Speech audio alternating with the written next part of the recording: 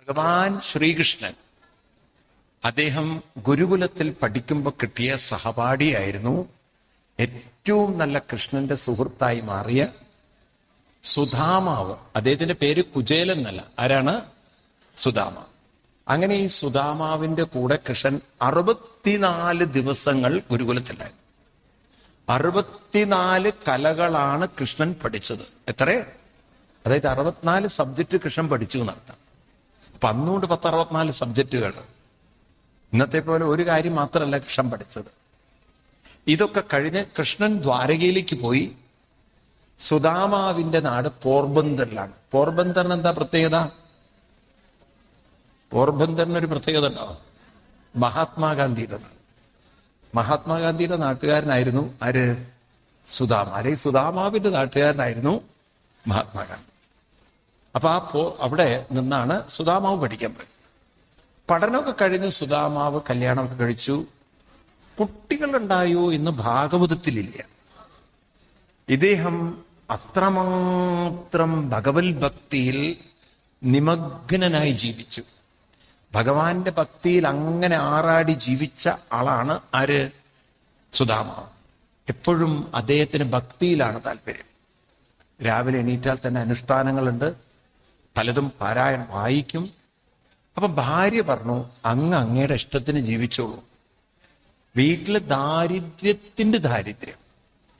ഭാര്യ പോയി പലയിടത്തുനിന്നും വല്ലതും യാചിച്ചു കൊണ്ടുവന്നാലേ വയറ് നിറയും. വയറ് നിറയൽ പോട്ടെ, എങ്ങനെങ്കിലും വിശപ്പ് കുറയ്ക്കാൻ പറ്റും.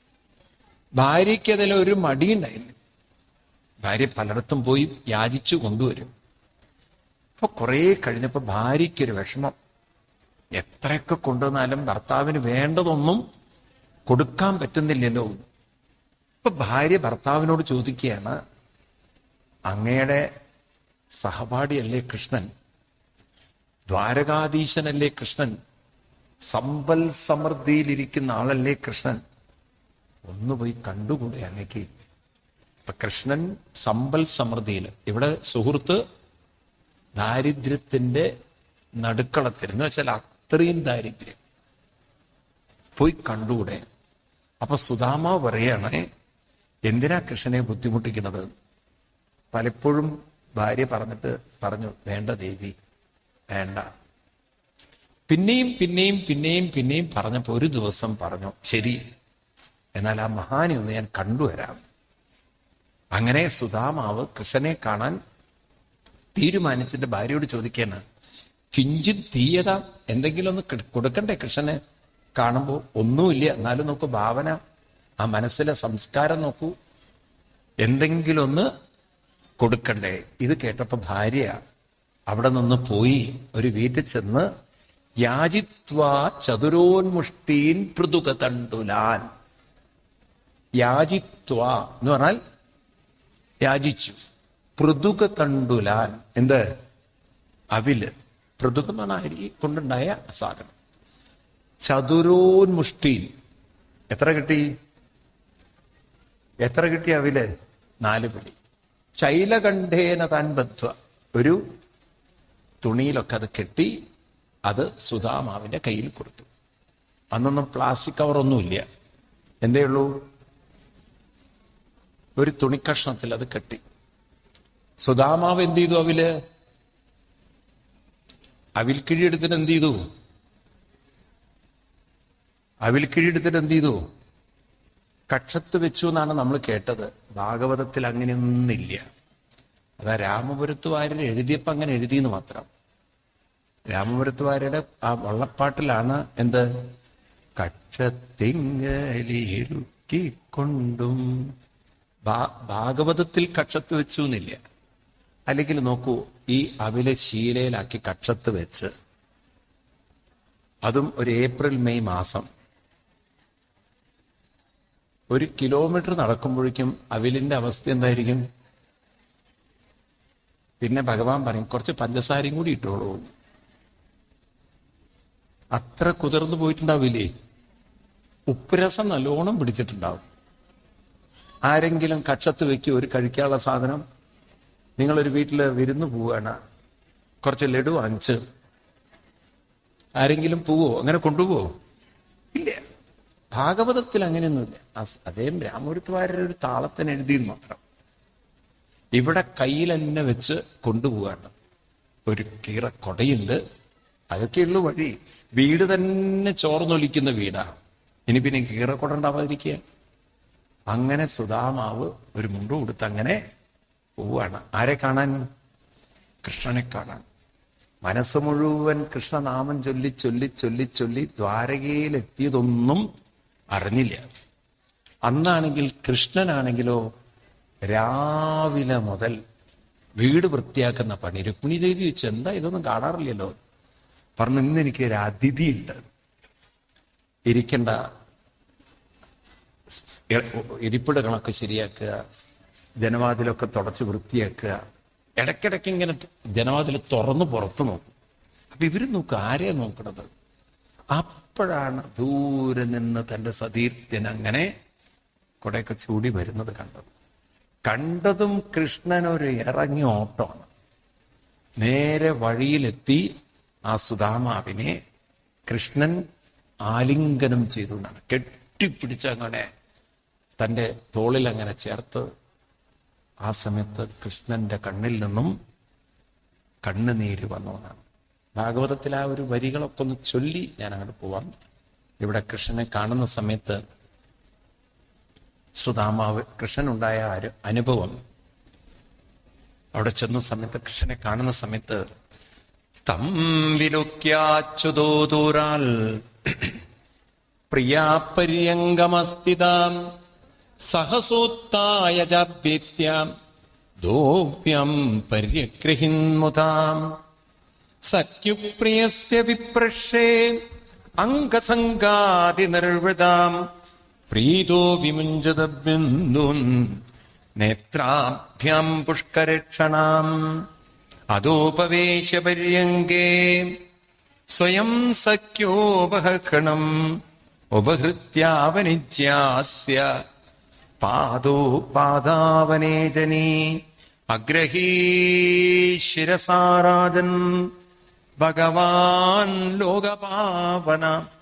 വെളിന്തൽ ദിവ്യഗന്ധേന ചന്ദനാഗരുകുങ്കുമൈ ധൂപൈ സുരഭിബിന്മിത്രം പ്രദീപാവരിബിന്മുദാം അർച്ചിത്വാ വേത്യതാംബൂലം കാം ച സ്വാഗതമബ്രവീ കുചൈലം മലിനം ക്ഷാമം ദ്വിജം ദമനി സന്തതം ദേവീ പര്യജരൽ സാക്ഷാൽ ശ്യാമരവ്യജനേന വൈ അന്തഃപുരജനോ ദൃഷ്ട്വാ കൃഷ്ണേനാമലകേത്യനാം വിസ്മിതോ ഭൂലതി പ്രീത്യാം അവധൂതം സഭാജിതം കിം മനേന കൃതം പുണ്യം അവധൂതേന ഭിക്ഷുനാം ശ്രിയാഹീനേന ലോകേസ്മിൻ ഗർഹിതേനാഥമേന ച. ഈ വരികളൊക്കെ എത്ര സുന്ദരമായി എഴുതി വെച്ചിരിക്കുന്നു. ആലിംഗനം ചെയ്ത് കൃഷ്ണന്റെ കണ്ണിൽ നിന്ന് കണ്ണുനീര് വന്ന് കൃഷ്ണൻ കൂട്ടിക്കൊണ്ടുപോയി പര്യങ്കത്തിലിരുത്തി, പീഠത്തിലിരുത്തി, കാലിൽ തീർത്ഥമൊഴിച്ച് കഴുകി. ആ തീർത്ഥ ജലത്തെ കൃഷ്ണൻ സ്വന്തം ശിരസിൽ ഒഴിച്ചു എല്ലാവരും. എന്നിട്ട് ധൂപം ദീപം ഒക്കെ കാണിച്ച് മാലയൊക്കെ കൃഷ്ണൻ തൊഴുത് നമസ്കരിച്ചു. തന്റെ സതീർത്ഥ്യന്റെ കാലിൽ വീണ് നമിച്ച കൃഷ്ണൻ. ആലോചിച്ച് നോക്കപ്പോ കൃഷ്ണന്റെ മഹത്വം. ഇപ്പൊ കേവലം സുധാമാവിനെ ഒരു ക്ലാസ്മേറ്റ് ആയിട്ടല്ല കാണുന്നത്. ആണോ ഒരു ഗുരുവിനെ കാണുന്ന ആ ഒരു ബഹുമാനം. എന്നിട്ട് കഴിഞ്ഞ് സുധാമാവിനെ ഇരുത്തി പിന്നെ കുശലങ്ങളൊക്കെ ചോദിക്കുകയാണ്. കുശലങ്ങളൊക്കെ പറയുമ്പോൾ ഓരോരോ കാര്യങ്ങളൊക്കെ ഇങ്ങനെ കഥകളൊക്കെ പറയാൻ. അപ്പൊ കൃഷ്ണന്റെ വീട്ടിലുള്ള സ്ത്രീകളൊക്കെ നോക്ക്, എന്താ അങ്ങനെയൊന്നും കാണാറില്ല, മലിനമായ വേഷം, എല്ലും തോലും, എന്നിട്ടും കൃഷ്ണൻ എത്ര ബഹുമാനാണ് കാണിക്കുന്നത്. ഇത് കഴിഞ്ഞ് കുശലങ്ങൾ ചോദിക്കുമ്പോഴാണ് ഓർമ്മയുണ്ടോ പഴയ കാലമൊക്കെ. എവിടുത്തെ കാലം? ഗുരുകുലത്തിലെ. അന്നത്തെ ഒരു സംഭവം കൃഷ്ണൻ ഓർമ്മിപ്പിക്കുകയാണ്. പണ്ട് നമ്മള് ഗുരുപത്നി വിറകില്ല എന്ന് പറഞ്ഞ് വിറകൊടിക്കാൻ പോയതും ഒക്കെ കെട്ടി ഭദ്രമാക്കി തയ്യാറാക്കുമ്പോഴാണ് മഴയങ്ങോട്ട് പെയ്ത് പോകാൻ പറ്റുന്നില്ല. ഇരുട്ടും മഴയും. ആ സമയത്ത് നമ്മൾ രണ്ടുപേരും മരത്തിൽ കയറി, കൊമ്പിൽ കയറി കെട്ടിപ്പിടിച്ച് അവിടെ ഇരുന്നൊരു ദിവസം ഗുരുവിൻ പത്നി ചീത്ത പറഞ്ഞിട്ടുണ്ടാവും. കാരണം അന്ന് രാത്രി രണ്ടുപേരാ ഹോസ്റ്റലിൽ നിന്ന് മിസ്സായിരിക്കുന്നത്. 2 സ്റ്റുഡൻസ് ഇന്നാണെങ്കിൽ സിനിമയ്ക്ക് പോയി മതിരിയാടിയിട്ടുണ്ടാവും. ഇവരെ തപ്പി പിടിച്ചു കൊണ്ടുവരും. ഗുരു രാവിലെ കാട്ടിപ്പോയി. അവിടെ ചെന്ന് നോക്കുമ്പോൾ മഴയും പെയ്ത് പിണ്ടകളായിട്ട് അങ്ങനെ ഇരിക്കുന്നു. 2 നനഞ്ഞ പിണ്ടകൾ 2 മാറോട് ചേർത്ത് അന്ന് ഗുരു തലയിൽ കൈവച്ച് അനുഗ്രഹിച്ചു. ഓർമ്മയുണ്ടോ? ആ അനുഗ്രഹമാണ് നമ്മളെ ഇങ്ങനെയാക്കിയത്. കൃഷ്ണൻ പറയുന്നു, ഏറ്റവും വലിയൊരു അനുഗ്രഹം ഗുരോരനുഗ്രഹേണൈവ പുമാൻ പൂർണ്ണ പ്രശന്തയേ. ഗുരോരനുഗ്രഹേണൈവ പുമാൻ പൂർണ്ണ പ്രശന്തയേ. ഇത്തം വിധന്യനേകാനി വസതാം ഗുരുവേശ്മസു ഗുരോരനുഗ്രഹേണൈവ പുമാൻ പൂർണ്ണ പ്രശന്തേ. ഗുരുവിന്റെ അനുഗ്രഹമുണ്ടെങ്കിൽ എന്താണ് സുദാമാവെ പ്രയാസം? ഇങ്ങനെ ഭഗവാൻ സുദാമാവിനെയും ഗുരുവായി കാണുന്നു, സുദാമാവ് കൃഷ്ണനെയും ഒരു ഗുരുവായി കാണുന്നു. അത് കഴിഞ്ഞ് സുദാമാവിനോട് ചോദിച്ചു, അങ്ങ് വീട്ടിൽ നിന്ന് വരുമ്പോ എനിക്ക് എന്തെങ്കിലുമൊക്കെ കൊണ്ടുവന്നിട്ടുണ്ടാവില്ലേ? കൈ നീട്ടി കൃഷ്ണൻ. സാധാരണ എല്ലാവരും ഭഗവാനാണ് കൊടുക്കുക. ഇവിടെ ഭഗവാൻ സുദാമാവിന്റെ മുന്നിൽ കൈനീട്ടി ചോദിക്കുകയാണ്, എനിക്ക് എന്താണ് കൊണ്ടുവന്നത്? നോക്കണം, സമ്പൽ സമൃദ്ധിയിലിരിക്കുന്ന കൃഷ്ണൻ ദാരിദ്ര്യത്തിലിരിക്കുന്ന സുദാമാവിന്റെ മുന്നിൽ കൈ നീട്ടുന്നു. ഇപ്പൊ ആരാ ദരിദ്രൻ? ഓ, ആലോചിച്ചു. കൃഷ്ണന് മടിയുണ്ടായില്ല. കൈ നീട്ടി ചോദിച്ചു, എനിക്ക് എന്താ കൊണ്ടുവന്നത്? സുദാമാവിന്റെ കയ്യിലാണെങ്കിൽ കുതിർന്ന അവിലാണോ? കയ്യിൽ എന്തുണ്ട്? നല്ല ഫ്രഷ് അവിലുണ്ട്. സുദാമാവ് കൊടുത്തില്ല. ചോദിച്ചിട്ടും കൊടുത്തില്ല. പുറകിലേക്ക് വെച്ച് ഒളിപ്പിച്ചു വെച്ചു. കൊടുത്തില്ല. ചോദിച്ചിട്ടും കൊടുക്കാത്ത ആളാണ് ആര്? എന്തേ കൊടുക്കാതിരുന്നത്? ചോദിച്ചാ കൊടുക്കണ്ടേ? ചോദിച്ചാ കൊടുക്കണ്ടേ? ചോദിച്ചിട്ട് കൊടുത്തില്ല. കാരണം സുദാമാവിന് ഒരു വിഷമം. കൃഷ്ണന് അങ്ങോട്ട് അവില് കൊടുത്താൽ ഇതുപോലെ കൃഷ്ണനും വല്ലതും തനിക്ക്, എനിക്ക് കൃഷ്ണനിൽ നിന്നൊന്നും വേണ്ട. ദാരിദ്ര്യത്തിലിരിക്കുമ്പോഴും അദ്ദേഹം പറയുന്നു, ശ്രീകാമോ മാ, എനിക്കൊന്നും കൃഷ്ണനിൽ നിന്ന് വേണ്ട, കൃഷ്ണന്റെ അനുഗ്രഹം മാത്രം മതി. ഇത് പറഞ്ഞുകൊണ്ട് സുദാമാവ് ഇങ്ങനെ തലയും കുനിച്ചിരിക്കുകയാണ്. കൊടുത്തില്ല. അപ്പൊ കൃഷ്ണന് മനസ്സിലായി സുദാമാവിനൊന്നും വേണ്ട. കാരണം സുദാമാവ് ശരീരം കൊണ്ടേ ദരിദ്രനായിരുന്നു, മനസ്സുകൊണ്ട് ഭക്തി കൊണ്ട് സമ്പന്നനാണ്. സുദാമാവ് ഭക്തിയിൽ അങ്ങനെ നിറഞ്ഞുപോയി. ഇതിപ്പം നമുക്ക് പറഞ്ഞാൽ മനസ്സിലാവില്ല. There is A state of mind എന്നാണ്. നാമസങ്കീർത്തനാദികളുടെ ഒരു തലത്തിൽ ലോകം തന്നെ വിസ്മരിച്ചിരിക്കുന്ന ഒരവസ്ഥയൊക്കെ ഉണ്ട്. മനസ്സിലായില്ലേ? ഭാരതത്തിലെ ഋഷിവര്യന്മാരാ വഴിക്കൊക്കെ പോയവരാണ്. അതിലൊരു രുചി വന്നാൽ, അതിൽ മുഴുകിപ്പോയാൽ പിന്നെ ലോകവും വിശപ്പൊന്നും അവർക്ക്, നാമം തന്നെ ഒരു ആഹാരമായി, നാമം തന്നെ ഒരു നിറവായി, നാമം തന്നെ ഒരു നിർവൃതിയായി അവർക്ക് മാറും. അവർ ആനന്ദം, അതിലൊരു രസം അവരനുഭവിക്കും. അതനുഭവിക്കുന്ന ആളായിരുന്നു ആര്? സുദാമാവ്. അതുകൊണ്ട് അദ്ദേഹത്തിന് വിശപ്പും ദാഹമൊന്നും ഇല്ല. കിട്ടിയാ കിട്ടി, ഇല്ലെങ്കിൽ ഇല്ല, അത്രയും. അപ്പം സുധാമാവിന് വേണ്ട, പക്ഷെ സുധാമാവിന്റെ പത്നി കഷ്ടപ്പെടുന്നത്, ആ പത്നി ഒന്ന് അനുഗ്രഹിക്കാം എന്ന് കരുതിയിട്ട് ഭഗവാൻ പതുക്കെ എണീറ്റ്, സുധാമാവെ ഒളിപ്പിച്ചു വെക്കണ്ട, എന്താ കൊണ്ടുവന്നത് എന്ന് പറഞ്ഞ് പതുക്കെ പതുക്കെ ചെന്ന് ഇത്തം വിതന്യനേകാനി ഇത്തം വിചിന്യ വസനാൽ ക്ഷീരബദ്ധാൽ ദ്വിജന്മന സ്വയം ജഹാരക്കിമിതം ഇതി പൃഥുകതണ്ടുലൻ. ഭഗവാനാണെങ്കിൽ തട്ടിപ്പറച്ച് നല്ലോണം ശീല. ഭഗവാൻ വേണ്ടി വന്നാൽ തട്ടിപ്പറയ്ക്കാൻ ഒരു രുക്മിണിയെ തട്ടിക്കൊണ്ടുവന്നിരിക്കണം. പിന്നുണ്ടോ അവലിന്റെ കാര്യം? അതൊക്കെ ചെറിയ കാര്യം. ആ അവിൽക്കിഴി സുധാമാവിന്റെ കയ്യിൽ നിന്നും മര്യാദയ്ക്കല്ല എടുത്തത്. എങ്ങനെ എടുത്തു? തട്ടിപ്പറത്തിനെടുത്തു. എന്നിട്ട് ആ പൊതി അഴിച്ച് ഒരു പിടി അവിലങ്ങനെ വായിലേക്ക് ഇട്ടു. സുധാമാവനോട് പറഞ്ഞു, നന്വേതതുപനീതം മേ പരമപ്രീണനം സഖേ. ഇത്ര രുചികരമായ അവില്! എന്താ സുധാമാവ് ഇതിന്റെ ഒരു മധുരം! ഇതാണോ? ആണോ? അല്ല. ഇത്ര രുചികരമായ അവില് മേ ബി അന്നൊക്കെ ഇറകച്ചാലുണ്ടോ അറിയില്ല, അവിടത്തേക്കാണോ അറിയില്ല.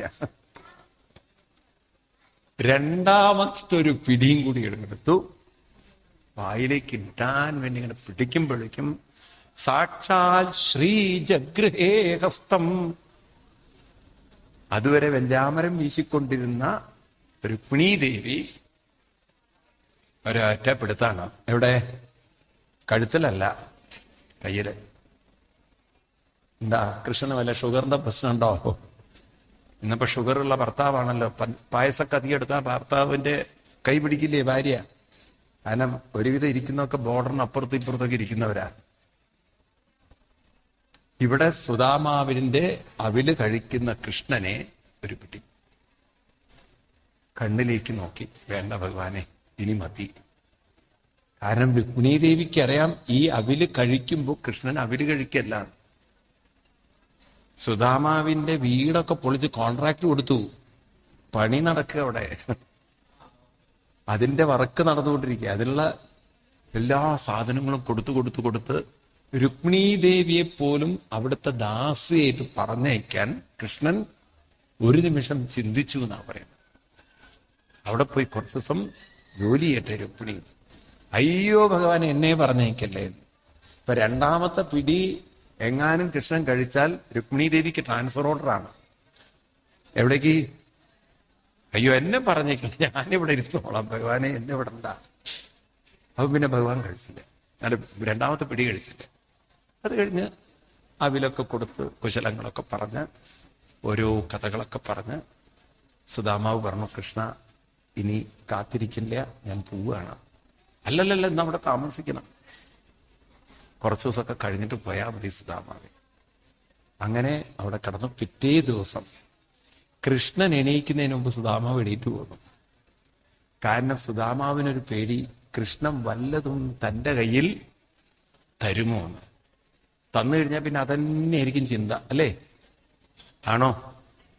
തന്നത് എത്രയാണെന്നുള്ളതൊക്കെ അമർത്തി നോക്കില്ലേ? ചിലപ്പോൾ വഴിയിൽ വെച്ചിട്ട് എണ്ണിയും കൂടി നോക്കും. ഇത് സുധാമാവിന്റെ മനസ്സിലുള്ള ചിന്ത, കൃഷ്ണൻ എനിക്കൊന്നും തരരുതേ എന്ന്. എന്നിട്ട് ദ്വാരകയുടെ പുറത്തു വന്നിട്ട് കൃഷ്ണന്റെ ദ്വാരക നോക്കിക്കൊണ്ട് പറയാണ്, ആ കാരുണ്യത്തിന്റെ മുമ്പിൽ ഞാൻ നമിക്കുകയാണ്. എന്നോടുള്ള കൃഷ്ണന്റെ കാരുണ്യം എത്രയാണ്! കാരണം അതനോയം ധനം പ്രാപ്യ മാദ്യന്നുച്ചൈ നമം സ്മരേ കാരുണികോ നൂനം ധനം മേ അപൂരിനാഥനൽ. എന്നോടുള്ള കാരുണ്യം കൊണ്ട് എനിക്ക് ധനം ഒന്നും കൃഷ്ണൻ തന്നേൽപ്പിച്ചില്ല. എന്റെ ഭക്തി നഷ്ടപ്പെടാതിരിക്കാൻ ആ കൃഷ്ണനെ നമിക്കും. അങ്ങനെ സുധാമാവ് പോയി. അദ്ദേഹത്തിന്റെ വീടിരുന്ന സ്ഥലമൊക്കെ മാറി, ഹൈവേ ഒക്കെ, പഴയ റോഡൊന്നും കാണുന്നില്ല. തന്റെ വീടിരുന്നിടത്ത് വലിയ കൊട്ടാരം പോലത്തെ വീടൊക്കെ. സുധാമാവിന് മനസ്സിലായി വഴിതെറ്റിപ്പോയിന്ന്. വീണ്ടും മുന്നോട്ട് പോകുമ്പോൾ പുറകിന്നൊരു വിളി, സുദാമാവിന്റെ ഭാര്യ സുദാമാവിനെ വിളിക്കുക ബ്രഹ്മൻ എന്നാണ്. ഭഗവൻ, ബ്രഹ്മൻ എന്നൊക്കെയാണ്. വേണമെങ്കിൽ നിങ്ങൾക്കും ട്രൈ ചെയ്യാം വീട്ടിൽ പോയിട്ട്. എന്താ നിങ്ങൾ ചിരിച്ചത്? എനിക്ക് മനസ്സിലായില്ല. നല്ല പേരല്ലേ ബ്രഹ്മൻ എന്നൊക്കെ വിളിക്കുന്നത്? ഞാനിത് എവിടെ ഒരു സ്ഥലത്ത് പറഞ്ഞു ഇങ്ങനെ ബ്രഹ്മൻ എന്ന് വിളിക്കണം. ഒരു അമ്മ പറഞ്ഞു എൻ്റെ വീട്ടിലുള്ള ഒരു ബ്രഹ്മൻ എന്ന്. അതെന്താന്ന് വെച്ചാൽ റിട്ടയർമെന്റിന് ശേഷം അയാൾ പരബ്രഹ്മം പോലെ വീട്ടിലിരിക്കേണ്ടതെന്ന്. ഈ പരബ്രഹ്മം എന്ന് പറഞ്ഞാൽ പ്രത്യേകിച്ച് ഒന്നും ചെയ്യാത്തവരെ പരബ്രഹ്മം എന്ന് പറയും. അങ്ങനെ പറയില്ലേ? ആ ഒരു പരബ്രഹ്മം പോലെ വീട്ടിലിരിക്കണമെന്ന്. വലിയ ഉപകാരമൊന്നുമില്ല അത്. അപ്പൊ സുദാമാവിന്റെ ഭാര്യ സുദാമാവിനെ വിളിക്കുന്നത്, അത് പറയാൻ തന്നെ നിനക്കൊരു വിഷമം. എന്താ വിളിക്കുക? വീട്ടിൽ പോയിട്ട് തുടങ്ങണേ, ഭഗവൻ ബ്രഹ്മൻ എന്നൊക്കെ വിളിക്കണം. ഒന്ന് വിളിച്ച് ശീലിച്ചു നോക്കുക. അങ്ങനെ വിളിച്ചപ്പം പെട്ടെന്ന് സുദാമാവിന് മനസ്സിലായി എന്റെ ഭാര്യയാണ്. സുശീല എന്നാണ് പേര്. പെട്ടെന്ന് തിരിഞ്ഞു നോക്കിയപ്പം മനസ്സിലാവുന്നില്ല. കാരണം പണ്ട് കീറ സാരി കൊടുത്ത പാർട്ടിയാണ്. ഇപ്പൊ നല്ല കാഞ്ചീപുരം, ഒരുപാട് മാലകളും ഒക്കെ ഇട്ട്. എന്റെ ഈശ്വര, ഭാര്യയ്ക്കാരോ കണ്ണു വെച്ചു. ഇത്രയും സമ്പദ് സമൃദ്ധിയൊക്കെ ഭാര്യയ്ക്ക്. അതും കുറെ തോഴിമാരൊക്കെ ഇട്ട് ഇങ്ങനെ വിളക്കൊക്കെ പിടിച്ച് നിൽക്കണു. താലപ്പൊരി എന്താ കാണുന്നു മനസ്സിലാവുന്നില്ല. അങ്ങനെ കൊട്ടാരത്തിന്റെ കൊട്ടാരം പോലത്തെ വീടിന്റെ അടുത്തെത്തിയപ്പം സ്വാമാവ് ഇങ്ങനെ അന്തം വിട്ട് നിൽക്കുകയാണ്. ഭാര്യ പറഞ്ഞ അന്തം വിട്ടില്ല. ഞാനും രാവിലെ എണീറ്റ് അന്തം വിട്ട് നിൽക്കുകയായിരുന്നു.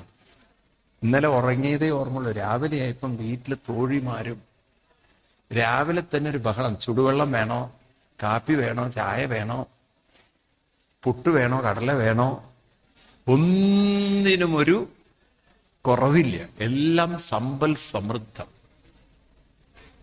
ഇതൊക്കെ കേട്ട് കഴിഞ്ഞാൽ സുദാമാവ് ഡാൻസ് കളിക്കണ്ടേ? മേലോട്ട് ചാടി. ആ സുദാമാവ് അവിടെ ഇരുന്നു കൊണ്ട് പറയുന്ന വരികളുണ്ട്. ഭാഗവതത്തിലെ ഗംഭീര വരികളാണ്. തസ്യൈവമേ സൗഹൃദ സഖ്യമൈത്രേ ദാസ്യം പുനർജന്മനി ജന്മനി സ്യാൽ മഹാനുഭാവേന